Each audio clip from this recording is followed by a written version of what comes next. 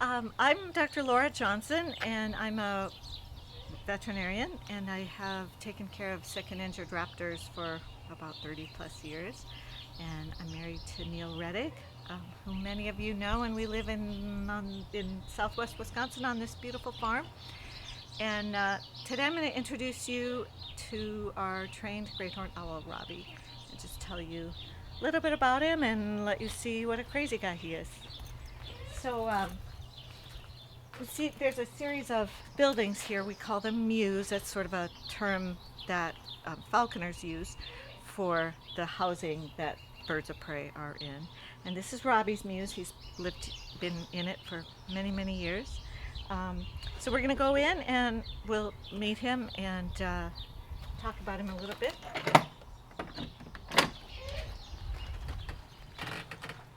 Hey, Robster. Hi, buddy. Hi. So, Robbie gets really excited when people come in, as you can see. He knows something good is going to be happening. But it's really important to me that he's well behaved and trained, and so I never let him land on me until I've actually called him. I'm going to tell you a little bit about Robbie, and then we can look at his palace here a bit. Robbie is a 7-year-old great horned owl male. We know he's a male primarily based on his size because great horned owl males are smaller than the females. He is kept by us under Neil's falconry permit.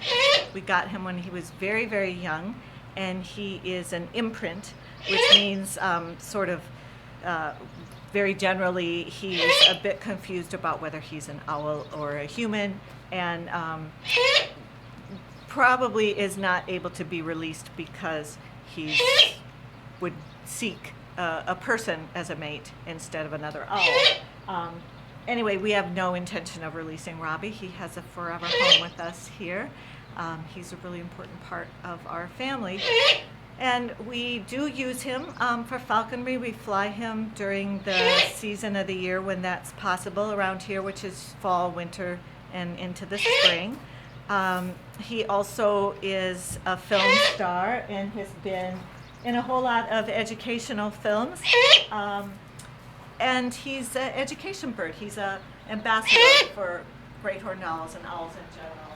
And we use him in classrooms to teach kids about owls and how amazing they are and how important it is to protect them. So you can see that this mews is quite spacious. It's got all sorts of perches. It's really important to us that our birds that live with us have the best quality of life we can give them, and it's also very important that they fly free as much as they possibly can. It's always their choice whether to come back or not. He's got a variety of perches, big windows to look outside, and I handle him when we're home every day, because he actually likes interaction with people. Most birds of prey, even that people keep for falconry or other reasons, don't necessarily enjoy being with people, but because Robbie's an imprint and he spent his early life like sitting up against my neck and stuff, he really seems to enjoy that human connection. So he likes it when we come and visit him. Okay, I see there's a fan here. What's it all about? Yeah, actually Robbie has 3 fans in his mews, and there's a couple of reasons for that. One is to try to prevent black flies from coming into the mews. His windows are screened, but black flies, which are severe parasites of birds and really dangerous, can even get through screens, and they seem to be deterred by moving air. So we have the fans going on all the time. Also, Robbie does not like it hot. He loves it when we fly him outside and it's 30 below. The colder the better, but anything above 65 or 70 degrees and he just doesn't like. So it's really important to us to keep him comfortable. He has a water bath here that he bathes in really frequently to keep cool. You can also see if you look around the mews that there are feathers scattered all over the place, and that's because he's going through a molt. Birds of prey molt usually once a year in the summertime, and they lose all their feathers. Robbie actually loses all his tail feathers out once, which is pretty unusual and pretty funny. But no, all the old feathers are replaced by new feathers, and it's just a way to keep birds in tip-top shape and capable of flight and hunting and all the things they need to be able to do. It is one of the reasons that falconry birds aren't flown during the summer, because typically their weight is managed quite closely, but when birds are molting, they need to be fed a lot so the feathers come in a healthy way. So I'm going to call Robbie to me now that he's been a good boy and waited. This is sort of the magic pouch. All of our birds know that good things come out of this pouch. So now he knows something good is going to happen. I'll just give him a holler. We train him to a whistle, and I never let him come until the whistle has blown and I offer him the food. Hi, buddy. Hi there. Yeah, I got some more. And then I'm going to hook him up. Normally we would use 2 jesses, but when I'm just going quickly one place or another, I usually just use one. Cut for a second. So usually each day once I've got him, we go walk to our garage, another building, which is where the scale is. I like to weigh him every day, and I sort of plan out his meals to keep him at a good weight. During the summer, he weighs maybe 100 grams more than he would weigh when we're flying him. But I want him to weigh plenty, but I don't want him to get too fat, which can happen and isn't healthy for birds, just like it isn't for people. So he weighs, well, we'll see on the scale, around 3 pounds. He's been about 1350 grams this summer, give or take a few. So we're going to walk him into the garage, and you can see what we do next.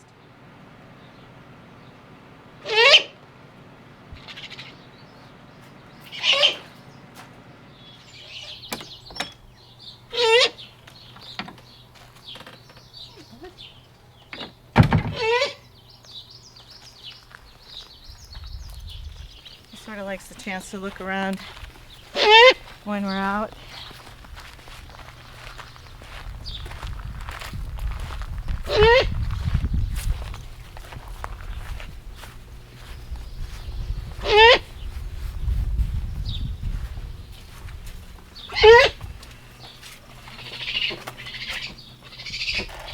Yep. Okay, go ahead. So I'm going to unhook him, and he knows the drill. He's going to fly to the scale. Okay, Robbie. Okay. So it's hard to get him to hold still because he moves around a lot when he's on the scale, but usually we can see he weighs about 1334 today. So a little less than he has been. And then he usually flies all around. We have perches and stuff like that for him. And what I normally do, Robbie is really well trained to go into boxes, which is extremely useful. I've worked with him for years going into boxes, and so I'll just sort of demonstrate how he will go into sort of anything I ask him to go in. So this is Robbie's absolute favorite box. It's what we use when we have him out in the field, when we're filming him, maybe when we take it when we're hunting places that he's unfamiliar with. He loves this box, and he will come to this box from hundreds of feet away, and it's a very, very useful thing. It's sort of like a dog kenneling up.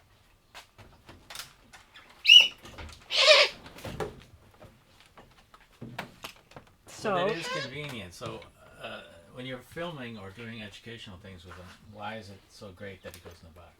Well, first of all, very often we take all of his what we call equipment off of him, so no anklets or jesses, no way to hold on to him.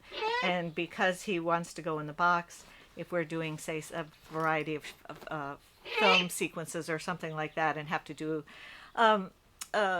shoot over and over again a specific shot, then he just hangs out in the box, and we'll go into it from just about anywhere. So he actually does then go from box to box if I ask him to do that. So usually I just show him where we want him to go. Hi, Rob.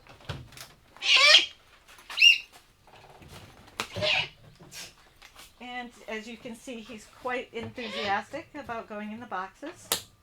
And then might just do one more, just because it's sort of exercise for him and his brain right now.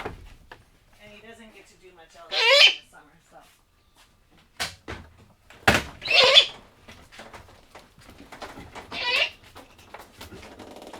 Sometimes he has to figure out how to get to a specific box, and so he'll look around and fly to a perch and then to the box. So you said he doesn't do much in the summer. Why is that? What does that mean? Well, why can't we you talked fly? about molting already, that most owls molt, and most falconry birds, raptors, molt during the summer, and they need to eat really well, and we don't want to limit his weight at all. And weight control, not starving a bird, but just keeping him motivated, health at a healthy weight is a very important thing when we're flying birds free.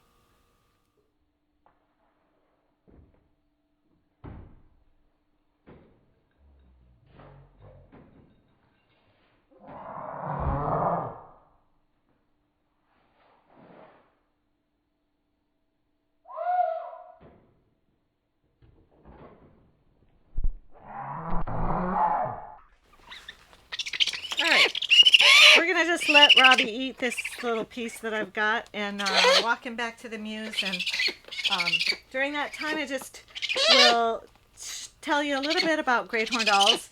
They are, if you can hear over Robbie's excitement, they are really ubiquitous all across the United States and in the Americas, actually. And incredible birds, so adaptive to different environments and different prey. They are incredible hunters, and it's one of the things that having Robbie has really taught us.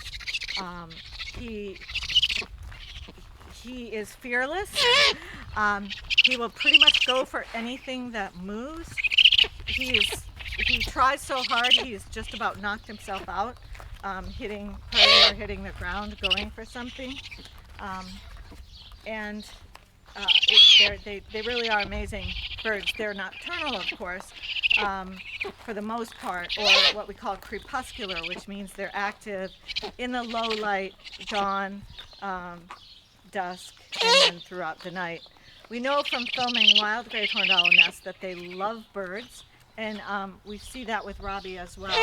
He, again, will go for anything that moves, but particularly loves hunting birds.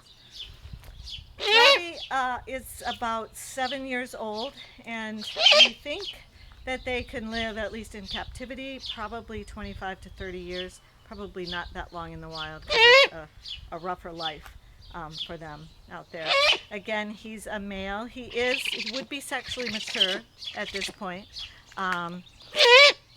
So after a couple of years of age, they typically are finding a mate and building a nest and having little owlets. Great horned owls in this area are the very earliest of nesters. They are often courting. In December, you'll hear their low hoot, calling back and forth. In the winter, when it's incredibly cold, they usually are building nests and starting to lay eggs even into late January. So they really are built for cold weather. And you can see on Robbie, first of all, he has incredibly thick feathers. And he does have feathers that go all the way down his anklets and feet, down his legs, to protect him in that bitter cold. There actually are a few black flies around him, so we're going to go right into the mews right now.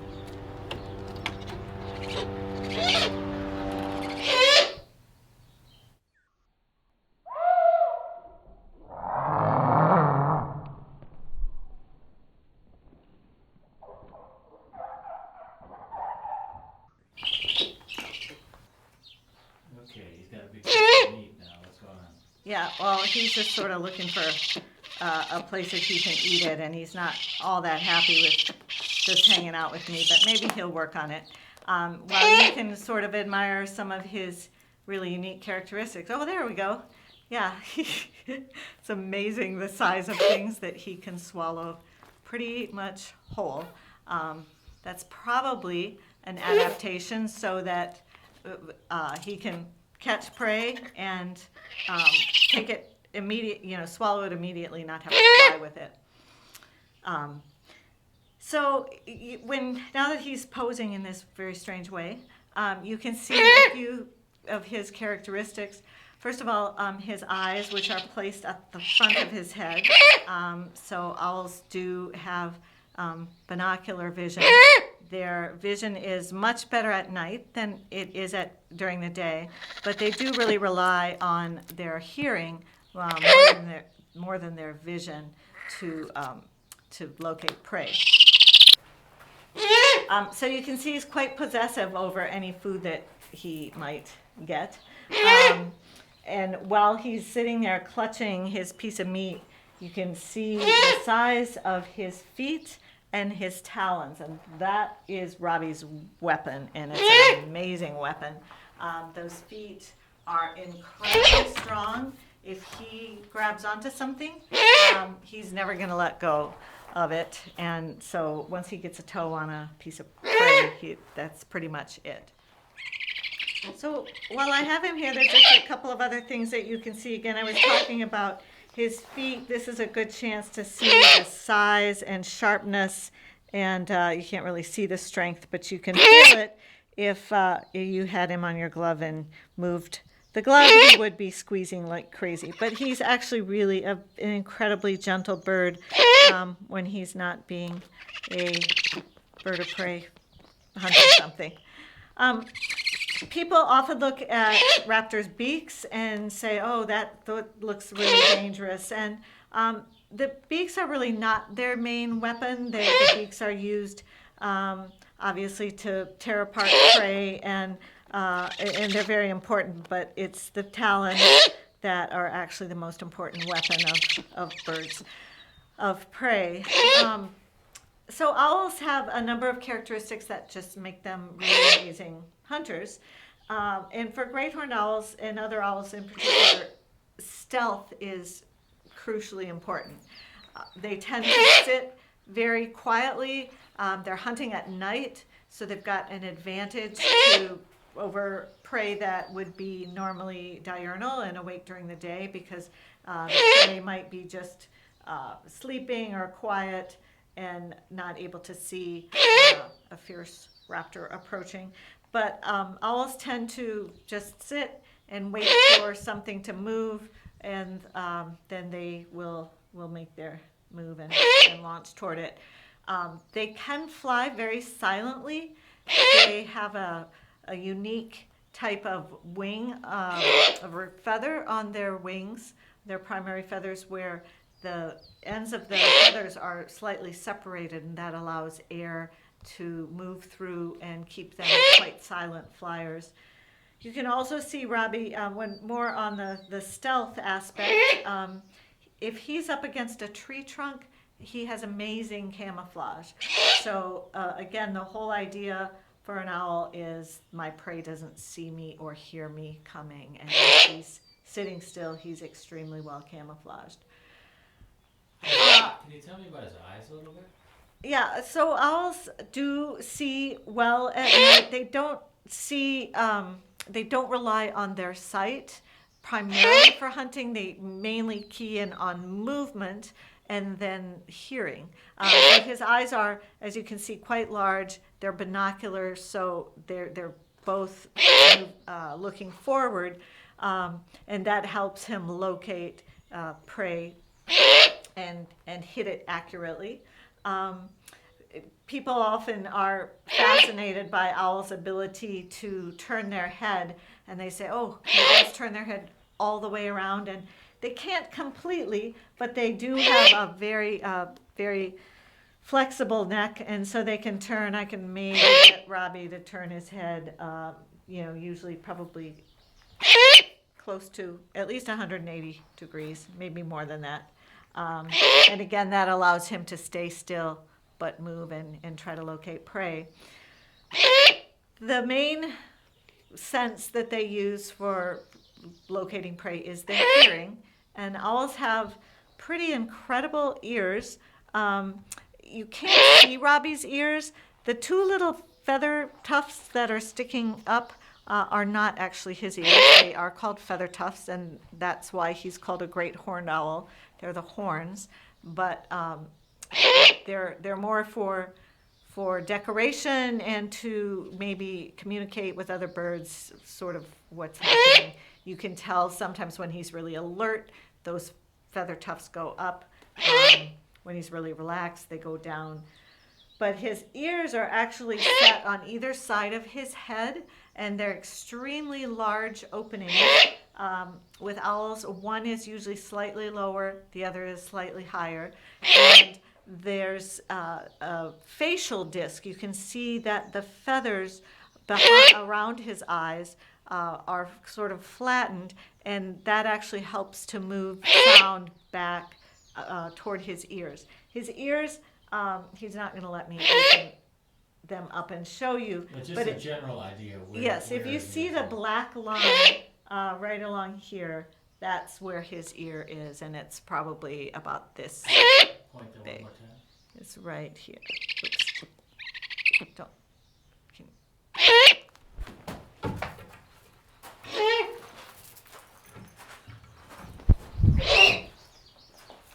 So we play these little games where he'll usually fly to whatever perch I end up putting something on.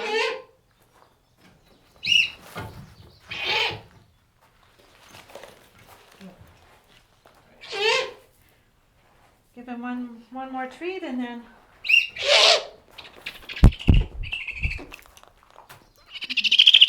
All right. Well, thanks so much for spending a little time with me and Robbie, and I'm sure you'll be seeing him again soon.